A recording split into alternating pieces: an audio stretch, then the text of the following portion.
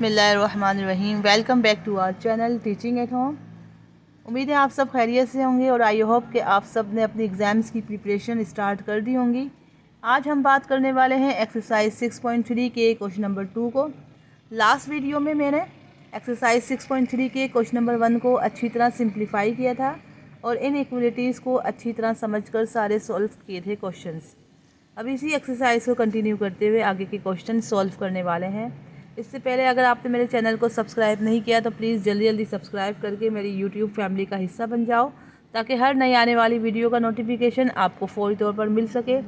Video को like और share लाजमी करें ताकि हर स्टूडेंट इन तमाम वीडियो से फ़ायदा हासिल कर सके। तो चलिए बढ़ते हैं अपने क्वेश्चन की तरफ, which is question number 2। Question को अच्छी तरह समझना है क्योंकि ये वर्ड प्रॉब्लम्स हैं और अक्सर स्टूडेंट्स को वर्ड प्रॉब्लम ही में प्रॉब्लम्स होती हैं।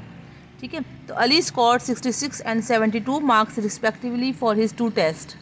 अली ने, एक स्टूडेंट है, उसने 66 एक सब्जेक्ट में और दूसरे सब्जेक्ट में 72 मार्क्स जो है वो अपने टेस्ट में स्कोर किए हैं। What is the lowest mark he must have score for his third test if an average score of at least 75 is required to qualify for a bonus prize. तो सबसे पहले आप पहले एवरेज को समझ लो कि एवरेज किसे कहते हैं ना। एवरेज क्या होता है, सपोज़ कर लो कि आपने एक इंग्लिश में सब्जेक्ट में 50 मार्क्स लिए हैं, उर्दू में 75 और लिए हैं सपोज़ कर लो, और मैथ्स में 80 और साइंस में 75। तो अब आप क्या करोगे, इन सब का एवरेज कैसे मालूम करोगे। इन सब सबसे पहले आप क्या करेंगे, सब सब्जेक्ट्स के मार्क्स को ऐड करेंगे।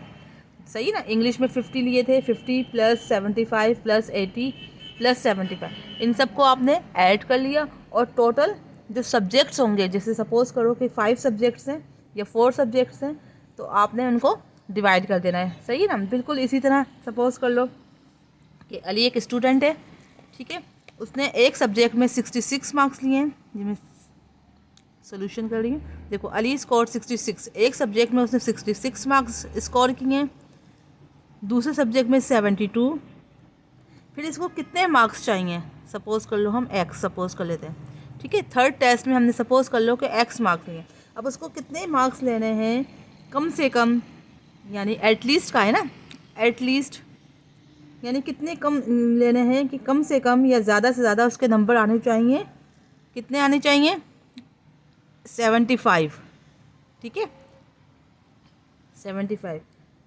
और उसने कितने पेपर दिए हैं, जाहिर सी बात है 2 टेस्ट है, और थर्ड जो है वो हमें अननोन है कि उसने कितने मार्क्स लेने हैं। तो हमने 3 सब्जेक्ट का जो है उसने टेस्ट दिया है, तो 3 से हमने डिवाइड कर दिया। ठीक है ना, एवरेज है ना। एवरेज का मतलब यही है कि उसने 3 सब्जेक्ट्स में टेस्ट दिए हैं, तो जाहिर सी बात है उसको 3 से डिवाइड करेंगे। अगर उसने 4 सब्जेक्ट्स दिए होते हैं तो 4 से डिवाइड करते हैं। जितने सब्जेक्ट्स होंगे उतने नंबर्स होंगे। ठीक है ना। तो यहाँ पे हमने एक मार्क्स उसने 66 लिए, दूसरे टेस्ट में उसने 72 लिए, और थर्ड में उसने कितने लिए, यानी कम से कम या ज़्यादा से ज़्यादा कि उसको 75 उसका जो है वो एवरेज आ रहा है। ठीक है, तो अब आप ये 2 मार्क्स तो उसने ले लिए, तीसरे पेपर में वो कितने मार्क्स लेगा कि कम से कम बताओ कि उतने तो लेने ही लेने हैं और इससे ज़्यादा होने चाहिए। ठीक है ना, एटलीस्ट का मतलब है कम से कम या ज़्यादा से ज़्यादा। ठीक है, कम से कम इतने तो आने ही चाहिए 75, और इससे ज़्यादा हो जाए तो वो ज़्यादा अच्छा है। ठीक है, तो तभी उसे बोनस मिलेगा, इसलिए हमने यहाँ ग्रेटर देन का साइन लगाया है। ठीक है, तो अब 3 पेपर दिए हैं तो इसलिए 3 से डिवाइड किया, इक्वेशन बन गई आपके पास। देखो, इस सवाल को अच्छी तरह समझना है, समझ आ गया तो आप आसानी से सॉल्व कर लोगे। ठीक है, अब आपके पास ये इक्वेशन आ गई। अब इक्वेशन को हम बिल्कुल उसी तरह सॉल्व करेंगे जिस तरह हम करते आ रहे हैं। अब आप 3 को उधर ले जाइए, 66 को 72 से ऐड करेंगे तो क्या हो जाएगा, 66 को 72 से ऐड करेंगे तो 138 plus X greater than is equals to जाएगा। इज इक्वल्स टू का मतलब है 75 तो होने ही चाहिए, और ग्रेटर देन यानी इससे ज़्यादा हो जाए।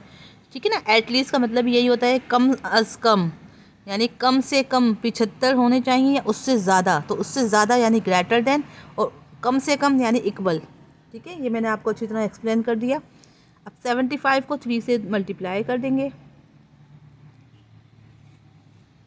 तो आपके पास आ गई वैल्यू 138 प्लस एक्स, और 75 को 3 से मल्टीप्लाई करेंगे तो 225। हमें x की वैल्यू मालूम करनी है, ये 138 उधर जाएगा तो 225 माइनस 138। इक्वेशन बनानी आनी चाहिए, इक्वेशन बनाने आ गई तो सॉल्व करना कोई मुश्किल नहीं है। अब देखो 225 में से 138 को माइनस किया तो 87। ठीक है, तो कम से कम आपके पास क्या है, कम से कम आपको 87 नंबर लाने हैं। यानी x जो है वो आपका कितना आया, इज इक्वल्स टू 87 या 87 से ग्रेटर, यानी कम से कम आपके 87 नंबर लाएगा, यानी कि तो या इससे ज़्यादा नंबर लाएगा तो ही उसे बोनस मिलेगा। ठीक है, तो इसका एवरेज जो है वो कितना आया, तभी उसका जो है एवरेज जो है वो 75 आएगा। तो आप प्रूफ करके भी देख लीजिए। ठीक है ना, यहाँ अपने वेरिफिकेशन कर लेते हैं। वेरिफिकेशन यानी आपके पास x की वैल्यू जो है वो इज इक्वल्स टू 87 या 87 से ग्रेटर देन। ठीक है, तो हमारी वेरिफिकेशन भी हम कर लेते हैं कि हमारा ये आंसर सही है या नहीं। ठीक है, 75 इसका एवरेज आता है या नहीं आता। तो हमारे पास इक्वेशन थी 66 + 72 + x upon 3 greater than and equal to 75। ठीक है, 66 एज इट इज़ रहेगा, 72 एज इट इज़। x की जगह हमने वैल्यू रखी 87 अपॉन 3। तो 66 + 72 इन सब को हमने ऐड किया तो आपके पास आ रही है वैल्यू 225 अपॉन 3। और 225 अपॉन 3 को मैं डिवाइड कर देती हूँ। तो देखो यूँ 3 1 3, 3 7 21, ये वहाँ जाएगा 3 5 15, तो 75 आ रहा है। तो 75 विच इज़ इक्वल्स टू, दोनों side left hand side equal हो गई राइट हैंड साइड की। तो ये प्रूफ भी कर दिया। उम्मीद है कि आपको ये क्वेश्चन आपको अच्छे से समझ आ गया होगा। अब हम मूव ऑन होते हैं अपने क्वेश्चन नंबर 3 की तरफ। अब क्वेश्चन नंबर 3 को भी समझ लीजिए अच्छी तरह। देखिए 7 less than 3 times the sum of a number and 5 is at least 11। पहले तो सबसे पहले ही समझ लो कि लेस देन जहाँ पे आ जाए तो समझ लो कि लेस देन मीन्स माइनस करना होता है, और 3 टाइम्स यानी टाइम्स आ जाए, 3 टाइम्स मीन्स मल्टीप्लाई करना है। ठीक है, यानी कि 3 से मल्टीप्लाई करना है।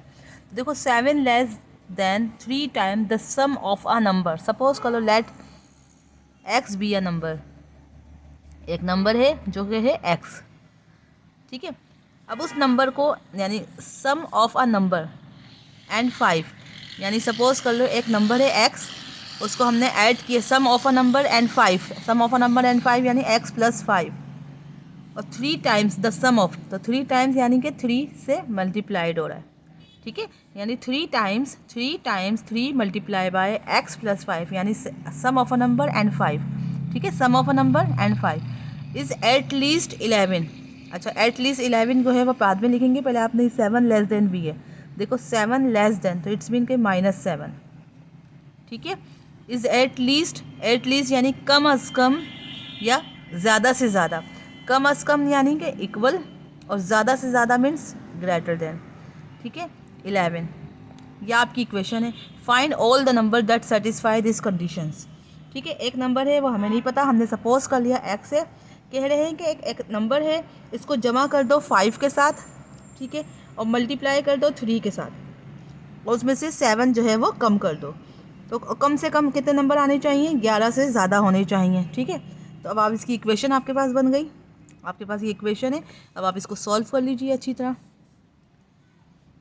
ठीक है, अब आप देखो इसको यूँ कहेंगे 3x + 3 5 15 -7 greater than and equals to 11।